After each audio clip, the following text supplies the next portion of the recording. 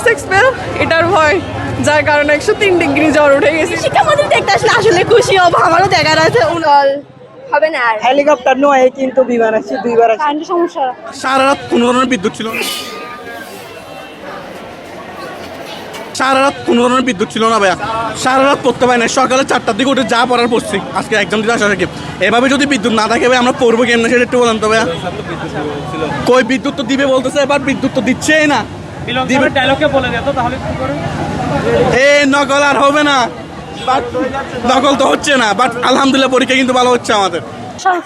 সবাই ভালো ভালো বসে দেখে কোনো কিছু না আশ্চর্য ছিল না। আজকে কারেন্ট ছিল না, অনেক সমস্যা হয়েছে, বাসায় পড়তে পারি না, কারেন্টের সমস্যা। ওইগুলা পাটাপাটি হয়েছে। সিসি ক্যামেরা ইনসানি হয়েছে। হেলিকপ্টার নয় কিন্তু বিমান আসছে, দুইবার আসছে, একবারের মধ্যে দুইবার। আমি পরীক্ষার প্রশ্ন থেকে যে এতটা খুশি, এতটা সহজ হবে কোনোদিন ভাবতে পারি নাই। আসলে আমি অনেক ভালো, পরীক্ষার ধরনটা অনেক ভালো হয়েছে। শিক্ষামন্ত্রীর একটা ভয় তো ছিল। হ্যাঁ, শিক্ষামন্ত্রীর ভয় ছিল, তবুও ভয়টা কেটে গেছে আমার। নকল হবে না আর। এ প্লাস একদম কনফার্ম এ প্লাস হবে। এমসিকিউ কঠিন হবে ভাবছি, বাট পুরাই সহজ ছিল এন্ড অনেক কমন পড়ছে। স্যাররা অনেক ভালো ছিল, সব কিছুতে সাহায্য করছে।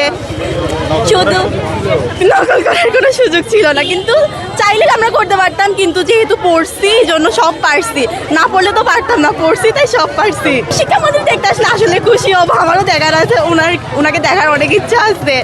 কেমন ছিল প্রস্তুতি এতটাও ভালো ছিল না, অসুস্থ হয়ে গেছিলাম ভয়ে, তো মনে করছিলাম ভালো হবে না। তাও মানে প্রশ্ন অনেক ইজি আসছে, আর গার্ডরাও অনেক ফ্রেন্ডলি ছিল, যার কারণে সবকিছু মোটামুটি আলহামদুলিল্লাহ ভালো। ওই যে সাইলেন্স এক্সপেল এটার ভয়, যার কারণে 103 ডিগ্রি জ্বর উঠে গেছিল। আর এই যুগের নকল কে করে, এটাই আমার কথা। যারা নকল করে আমার মধ্যে তাদেরকে 2001 সালে পাঠিয়ে দেওয়া উচিত।